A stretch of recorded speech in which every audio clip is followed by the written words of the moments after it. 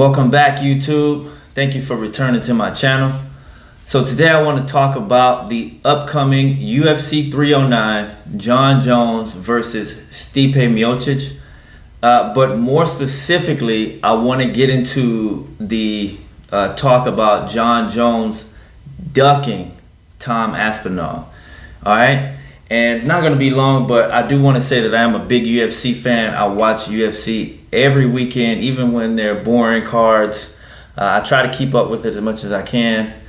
So anyway, getting right into the topic of Jon Jones being a ducking, quack, Tom Aspinall. So listen, I am a Jon Jones fan. I'll go ahead and put that out there. I'm not like a diehard Jon Jones fan.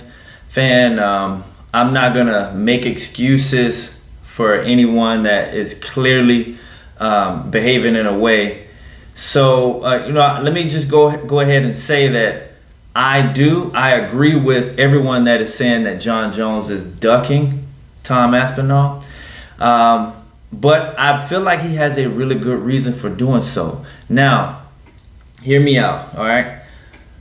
Tom Aspinall is more, I would say there's an 80 to 85% chance that Tom Aspinall would beat Jon Jones. I do believe that. I believe if they got into the cage, Tom Aspinall, I would put money on him coming out on top. I know Dana White said, lock Jon Jones in a room with anyone, Jon Jones comes out on top. Jon Jones, he's walking out of that room. Maybe not against Tom Aspinall. So now, and I'm gonna go ahead and acknowledge, I watched the press conference yesterday. Jon Jones, or was it whichever one where they were interviewing him, Jon Jones made a bunch of stupid excuses about why he didn't want to fight Tom Aspinall. Tom Aspinall was disrespectful. No, he's not. Come on, man. Tom Aspinall is a very respectful person. You can just tell the way he talks.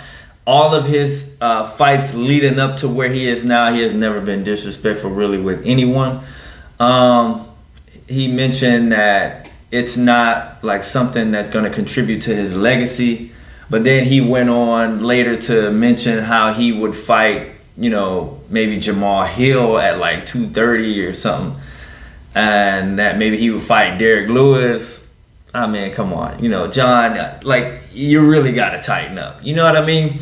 I agree with all of that. Don't get me wrong. I agree that Jon Jones is looking scary as hell right now. He's looking like a duck that's swimming in some still water trying to get away from Tom Aspinall, who's trying to wheel him in. But I will say, and not really on behalf of Jon Jones, but just if I were in his shoes, I can see why he doesn't want to fight Tom Aspinall. I just feel like he needs to come out and say what it really is. So he did mention in one interview, he was like, well, I'm not going to gamble my legacy on someone. He kind of said something along those lines. And we all know what that meant. Jon Jones, he feels like it's a big gamble to fight Tom Aspinall and lose, and then now he goes down. Once he retires, he has that big loss on his record against somebody like Tom Aspinall, which, in all fairness, in all realness, that would not be any real shame, because Jon Jones has never fought anyone on the level of Tom Aspinall with his stature, his size, his abilities. And get into that, Tom Aspinall is someone skill-wise. He is good on the ground. He's good with the stand-up. He can knock you out, okay? Not only that, he's bigger than Jon Jones. He's a natural heavyweight, whereas Jon Jones, he fought at light heavyweight for most of his career. He's only had one fight at heavyweight. And, that was against Cyril Gane, who, I will say that was a very tailor-made fight for Jon Jones. I think that Cyril Gane was a bit intimidated by the fact that he was fighting Jon Jones. And he got in there, and before he could even really get started, Jon Jones had him and he tapped out.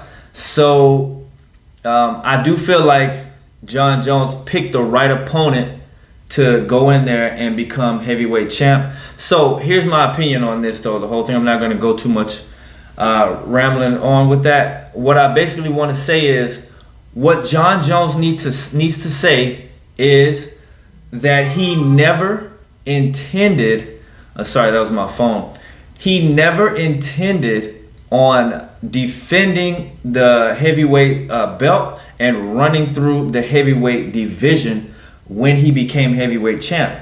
He wanted to become heavyweight champ just to knock that off of his bucket list, maybe to follow in the footsteps of DC. You know, he wanted to kind of one up DC, or at least be able to say he did the same thing that DC did. You know, DC went and knocked out Stipe to become heavyweight champ, and DC also defended it against Derek Lewis.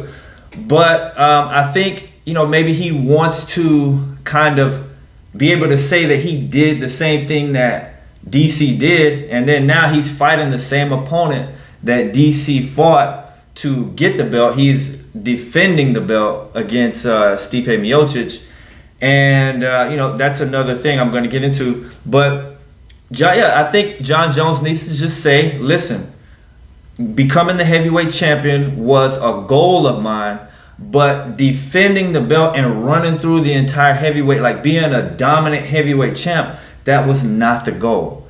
Okay, all I wanted to do was be able to knock that off my list, say that I was a 2-division champ, light heavyweight and heavyweight, and then if I found some favorable fights, I would fight them. But no, I was not going to fight everyone in the heavyweight division, and it's not just Tom Aspinall. Curtis Blaydes will give him almost everyone probably, because most of them are bigger than John Jones. Volkov would give John Jones trouble. Like I said, Curtis Blaydes, even Sergey Pavlovich would give him problems. And you could go down the list of other heavyweights that would probably give John Jones some trouble if they fought him. That's why he mentioned somebody like Derek Lewis, who DC also beat by taking him down. I think John Jones wants to try to do that same thing. Now, the fact that John Jones won't say that clearly is because he doesn't want people to continue to say that he's scared. But at this point, you're looking so scared, you're looking like such a duck, that you might as well just go ahead and come out and say that. And I mean, maybe that's not on his mind to say, but if I were in his shoes, that's what I would say, because it's a way to not make yourself look like you're really ducking someone. And if you want to, hey, Tom Aspinall wants to be the undisputed heavyweight champ. Listen, okay, well, you could say, I'm going to defend my title against who I want, which he did actually say that. I ain't going to say.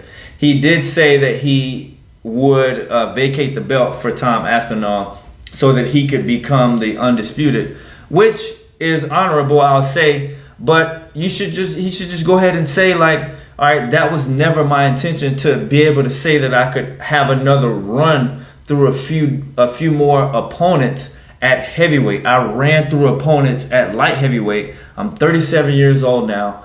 I just want to fight the fights that are favorable. Because Stipe, a lot of people are saying that's a favorable fight. Cyril Gane was definitely a favorable fight.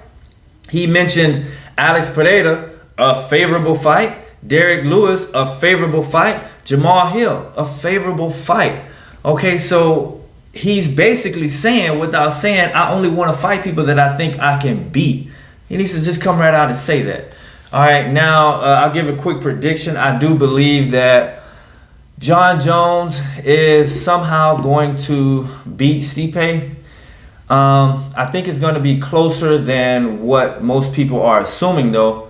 I don't think that John Jones is going to run through Stipe like people are thinking. They're, like first round, second round. I think that Stipe, even though he's 42 years old and he hasn't fought in a while, I think that his size being very closely matched with John Jones, and the fact that he has a lot of experience, he does have a ground game, and he can box. All right, and this is heavyweight. Stipe is going to tag John Jones, and I think that Stipe, he's 42. I don't think that that's too old to fight someone that is 37. I mean, they're not that far apart. John Jones is, he doesn't have like the best footwork, and he's carrying more weight. So I think that Stipe is going to give him a good fight. I think, and I'm going to be real, I wouldn't be surprised if Stipe wins somehow. But I am picking John Jones to win like most people are.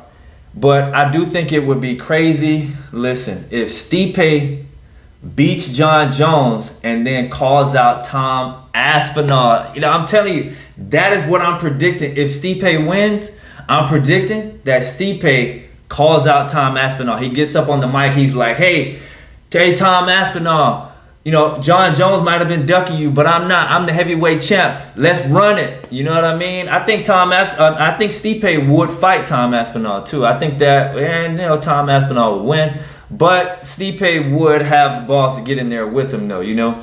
So also Chandler and Oliveira. I think that Chandler's gonna get this one this time. Chandler damn near won the first fight. He got clipped and he got finished TKO, but I think he's gonna win. Those are the main two fights I'm thinking about. I know Bo Nickel is fighting this other guy, I forget his name, but I think that could actually be a pretty decent fight too. I'm sorry, I don't have anything in front of me. I'm just kind of going off my head. So no disrespect to whatever his name is. Damn, what is this man's name? Anyway, you know who I'm talking about. Bo Nickel's fighting him, and I do think Bo Nickel should win, but we'll see. This guy has a crazy last minute submission. See how he did Magomed Ankalaev. But yeah, man, John Jones, he just should come out and say, I was never intending on running through the heavyweight division.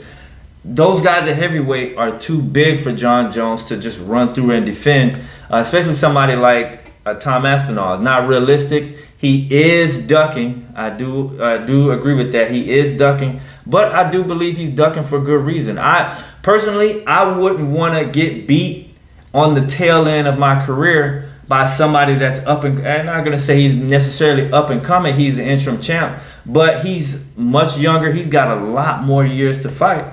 I wouldn't want to get beat by somebody like that either. I'm not going to lie. Not making excuses for John Jones, just giving my 2 cents. So anyway, I'm going to end the video right there.